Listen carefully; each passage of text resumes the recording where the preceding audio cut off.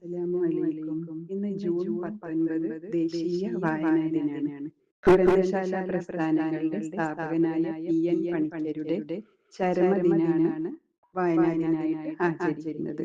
ഒരു ഇസ്ലാമിക കാഴ്ചപ്പാടിൽ വായനാ ദിനത്തിന്റെ പ്രാധാന്യമാണ് ഇന്ന് പറയാൻ ഉദ്ദേശിക്കുന്ന വിഷയം ഇൻഷാ അല്ലാഹ്.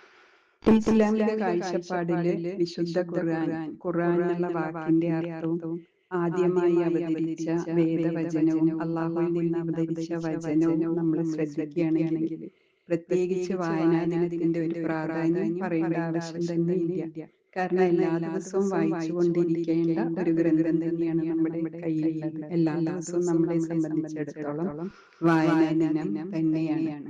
അപ്പം വിശുദ്ധ ഖുർആനിന്റെ അവതരണ പശ്ചാത്തലവും അതിന് പാകപ്പെട്ടതും മുഹമ്മദ് നബി സല്ലല്ലാഹു അലൈഹി വസല്ലമ പ്രവാചകൻ അതിനായിട്ട് അള്ളാഹു മനസ്സ് പാകപ്പെടുത്തിയെടുക്കുന്നതും ഒക്കെ നമുക്ക് അറിയുന്ന കാര്യങ്ങളാണ്. ഹിറാ ഗുഹയില് ധ്യാന നിരതനായി ഇങ്ങനെ കുറെ ദിവസങ്ങൾ ഇരുന്നതിന് ശേഷമാണ് അള്ളാഹു പാകപ്പെട്ട മനസ്സിൽ അള്ളാഹുവിന്റെ വചനങ്ങൾ എത്തിക്കുന്നത്. കുടുംബമുണ്ട്, ഭാര്യയുണ്ട്, നല്ല മക്കളും എല്ലാം ഉണ്ട്. പക്ഷെ എന്തോ ഒരു സന്ദേശം ലഭിക്കാനായിരിക്കാം മുഹമ്മദ് നബി സല്ലല്ലാഹു അലൈഹി വസല്ലം അങ്ങനെ ധ്യാന നിരതനായിരുന്നത്. നിരക്ഷരനായിരുന്നു, നമുക്ക് എല്ലാവർക്കും അറിയുന്ന കാര്യം തന്നെയാണ്. അപ്പോഴാണ് നീ വായിക്കുക എന്നുള്ള വാക്യം അവതരിക്കുന്നത്. അതിനു മുന്നേയും എത്രയോ പ്രവാചകന്മാരും അവർക്കൊക്കെ ചിലർക്കൊക്കെ ഗ്രന്ഥങ്ങളും ലഭിച്ചിട്ടുണ്ട്. പക്ഷെ അതൊക്കെ കാലഹരണപ്പെട്ടു പോയി, അല്ലെങ്കിൽ അതിലുള്ള പലതിലും മനുഷ്യരുടെ കൈകടത്തല് വന്നിട്ടുണ്ട്. അള്ളാഹു തന്നെ അത് ഇല്ലാതാക്കിയതായിരിക്കാം. എല്ലാം തികഞ്ഞ ഒരു ഗ്രന്ഥത്തിനായിട്ടുള്ള ഒരു കാത്തിരിപ്പിൽ ഇരിക്കുന്ന റസൂലിലേക്ക് ആദ്യമായി അവതരിക്കുന്ന വചനമാണ് നീ വായിക്കുക. ഖുർആൻ എന്നുള്ള വാക്കിന്റെ അർത്ഥം തന്നെ വായിക്കപ്പെടേണ്ട ഗ്രന്ഥാണ്. വായിച്ച് അതിന്റെ അറിവ്, ആഴത്തിലുള്ള അറിവ് നേടേണ്ട ഒരു ഗ്രന്ഥാണ് വിശുദ്ധ ഖുർആൻ. അപ്പൊ അങ്ങനെ അതിന്റെ അവതരണം നമ്മൾ ആലോചിക്കുമ്പോൾ വായിക്കാൻ അല്ലെങ്കിൽ പഠിക്കാൻ, മനസ്സിലാക്കാൻ പാകപ്പെട്ട ഒരു മനസ്സിലേക്ക് ഇങ്ങനെ നീ വായിക്കുക എന്നുള്ള വാക്യം അവതരിക്കുന്നു. പേടിച്ച് വിറച്ച് അള്ളാഹുവിന്റെ റസൂൽ ഖദീജ റളിയല്ലാഹു അൻഹയുടെ അടുത്തേക്ക് എത്തുന്നു, അങ്ങനെ ആശ്വസിപ്പിക്കുന്നു. ഇതൊക്കെ നമുക്ക് അറിയുന്ന കാര്യമാണ്.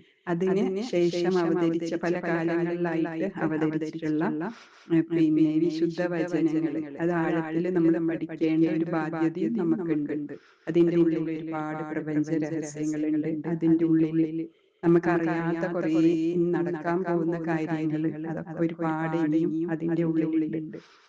നടക്കാൻ പോകുന്ന കാര്യങ്ങളിൽ ഏറ്റവും പ്രധാനപ്പെട്ടത് നമുക്കറിയാത്ത കാര്യങ്ങളിൽ അള്ളാഹു ഉണ്ട്, അല്ലെങ്കിൽ പ്രപഞ്ചത്തിന് ഒരു സ്രഷ്ടാവുണ്ട് എന്നുള്ള ഒരു സത്യം. അതിനു മുന്നേയുള്ള റസൂൽമാർക്കും ഒക്കെ നബിമാർക്കെല്ലാം ഇങ്ങനെയുള്ള സത്യം എത്തിച്ച് കൊടുത്തിട്ടുണ്ടെങ്കിലും പിന്നീട് അതെല്ലാം മനുഷ്യരുടെ കൈകടത്തലുകള്, മനുഷ്യരുടെ പ്രവർത്തനങ്ങൾ കൊണ്ട് ആ അള്ളാഹുവിനെ തിരിച്ചറിയപ്പെടാതിരുന്ന ഒരു ഘട്ടത്തിലാണ് വിശുദ്ധ വചനങ്ങൾ അവതരിക്കുന്നത്. അപ്പൊ നീ വായിക്കുക, നിന്നെ സൃഷ്ടിച്ച നിന്റെ സ്രഷ്ടാവിന്റെ നാമത്തിൽ വായിക്കുക എന്നാണ് പിന്നെ വരുന്നത്.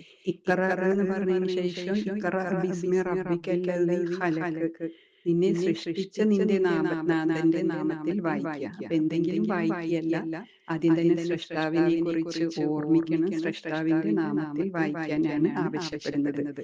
ഇന്ന് വായിക്കാൻ ഇഷ്ടംപോലെ ഗ്രന്ഥങ്ങളുണ്ട്, നല്ലതും ചീത്തതും പലതും ഉണ്ട്, നമുക്കറിയുന്ന കാര്യമാണ്. അപ്പം നല്ലതിലേക്ക് നമ്മൾ വായിച്ച് വളരെയാണ് വേണ്ടത്. ഇതിൽ നിന്ന് നമുക്ക് മനസ്സിലാക്കാൻ സാധിക്കും. സത്യത്തിലേക്ക് നമ്മൾ വായിച്ചു പോവാണെങ്കിൽ അള്ളാഹുവിനെ തിരിച്ചറിയാത്ത ഏതൊരു വ്യക്തിയിലേക്കും അള്ളാഹു ഹിദായത്ത് കൊടുക്കണം എന്ന് ഉദ്ദേശിച്ചിട്ടുണ്ടെങ്കിൽ അവർ സത്യത്തിന്റെ വഴിയിലേക്ക് അവസാനെങ്കിലും മരിക്കാനാകുമ്പോഴെങ്കിലും എത്തിയിട്ടുള്ള എത്രയോ ചരിത്ര സംഭവങ്ങൾ നമുക്കറിയുന്ന കാര്യമാണ്. അതേസമയം ഇങ്ങനെ വിശ്വാസികളുടെ ഇടയിൽ ജീവിച്ചിട്ട് അത് ശരിയായ രീതിയിൽ ഉൾക്കൊള്ളാതെ അതിൽ നിന്ന് വിട്ടുപോയിട്ടുള്ള എത്രയോ പേരെയും നമ്മൾ കണ്ടുകൊണ്ടിരിക്കുന്നു. അപ്പൊ സത്യത്തിലേക്ക് എത്തണമെന്നുണ്ടെങ്കിൽ അത് അള്ളാഹു ഉദ്ദേശിക്കുന്നവർക്ക് മാത്രം കിട്ടുന്നതാണ്, ഒരു ഭാഗ്യം തന്നെയാണ്. കാരണം ഈ ജീവിതം ശാശ്വതമാണ്, ഇതിന് ശേഷം വരുന്ന മരണാനന്തര ജീവിതം നമുക്കറിയില്ല. അതിന്റെ എല്ലാ കാര്യങ്ങളും ഖുർആനിൽ പറയുന്നുണ്ട്, എങ്കിലും നമ്മൾ അനുഭവിച്ചിട്ടില്ല. അങ്ങനെയുണ്ട്. അപ്പൊ വിശുദ്ധ ഖുർആനിൽ നമ്മൾ നോക്കുകയാണെങ്കിൽ ഒരുപാട് ശാസ്ത്ര സത്യങ്ങളുണ്ട്. ചരിത്ര സത്യങ്ങളുണ്ട്. അതിലുള്ള എല്ലാം ചരിത്ര സത്യങ്ങൾ തന്നെയാണ്. അതുപോലെ തന്നെ ഒരുപാട് പ്രപഞ്ച രഹസ്യങ്ങൾ, നക്ഷത്രങ്ങളുടെ സൃഷ്ടിപ്പ്, ജീവജാലങ്ങളുടെ സൃഷ്ടിപ്പ് ഇതെല്ലാം ഉണ്ട്. അത് സത്യമാണെന്ന് ഇന്ന് തിരിച്ചറിഞ്ഞുകൊണ്ടിരിക്കുന്നു. അപ്പൊ അറബി ഭാഷയിൽ അവതരിച്ച ഖുർആന് ഇന്ന് എല്ലാ ഭാഷകളിലേക്കും പരിഭാഷപ്പെടുത്തിയിട്ടുണ്ട്. മലയാളത്തിലും ഇഷ്ടംപോലെ പരിഭാഷകളുണ്ട്. അത് ഇടയ്ക്കിടയ്ക്ക് പുതിയ പുതിയ പുതിയ പരിഭാഷകളും വന്നുകൊണ്ടിരിക്കുന്നു. അപ്പൊ ആദ്യത്തെ ഗ്രന്ഥങ്ങളിൽ ഇല്ലാത്ത ശാസ്ത്ര സത്യങ്ങൾ ഖുർആനിലുള്ളത് പിന്നീടുള്ള ഗ്രന്ഥങ്ങളിൽ എഴുതിപ്പെട്ടുകൊണ്ടേയിരിക്കുന്നു, അല്ലെങ്കിൽ പരിഭാഷകൾ മാറിക്കൊണ്ടേയിരിക്കുന്നു. വിശുദ്ധ ഖുർആന് അചഞ്ചലായിട്ട് സത്യമായിട്ട് അവിടെ തന്നെ നിൽക്കുന്നു. വിശുദ്ധ ഖുർആനിലുള്ള ചില ശാസ്ത്ര സത്യങ്ങൾ ഞാൻ ശ്രദ്ധിച്ചിട്ടുള്ളത് ഒന്ന് രണ്ടെണ്ണേ പറയുള്ളൂ. ഒരുപാട് ശാസ്ത്ര സത്യങ്ങളുണ്ട്.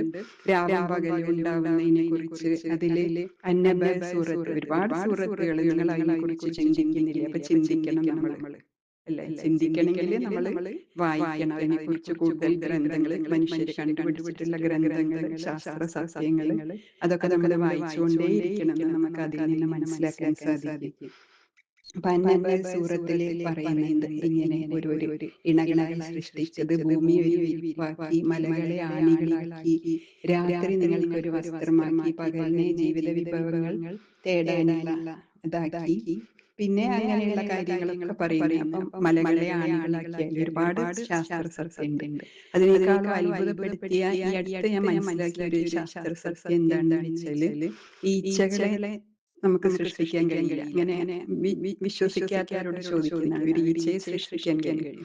അപ്പൊ ഈച്ച നിങ്ങളിൽ നിന്ന് എന്തെങ്കിലും തട്ടിക്കൊണ്ടുപോയാൽ തിരിച്ചെടുക്കാനും കൂടി നിങ്ങൾക്ക് കഴിയില്ല. അപ്പൊ നമ്മൾ അതിനെ കുറിച്ച് കൂടുതലായിട്ട് ചിന്തിച്ചാൽ മനസ്സിലാക്കുന്നത്, ഈച്ചയുടെ എക്സ്റ്റേണൽ ആയിട്ട് ഒരു ഡൈജസ്റ്റീവ് സിസ്റ്റം ഉണ്ട്.